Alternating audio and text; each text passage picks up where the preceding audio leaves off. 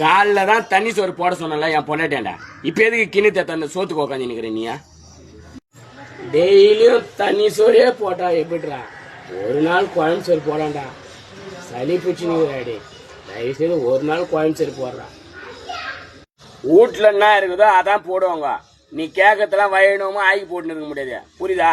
போடத்த ஒரு மூடில் துண்டு ஒரு மூடில் உக்காந்துட்டு ஏந்து போ. இன்னைக்கு எங்கள் மாமனார் மாமியார் மச்சிஞ்சி மச்சான் பொண்டாட்டி எல்லாரும் வராங்க. 1.5 கிலோ ஆட்டுக்கறியும் 1 கிலோ கோழிக்கறியும் எடுத்து குத்துக்கிறேன்.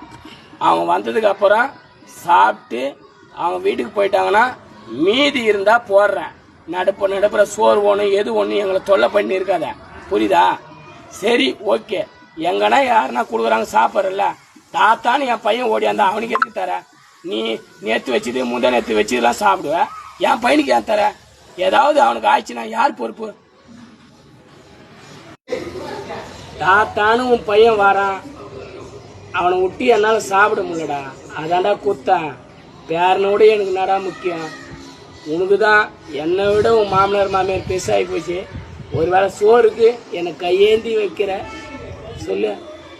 வணங்கம்பா, நான் சோறுக்கு வந்து தப்பு தான்.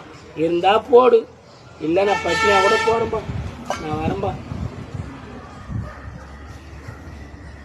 பிள்ளைங்களை பாசமாக வளர்த்து அதுக்கு ஆசைப்படுறத வாங்கி கொடுத்து நம்ம வளர்த்தோம். ஒரு வேளை சோறு போகிறதுக்கு வெளில விட்டு தேத்துறான். மாமனார் முக்கியமா மாமியார் முக்கியம்னு நான்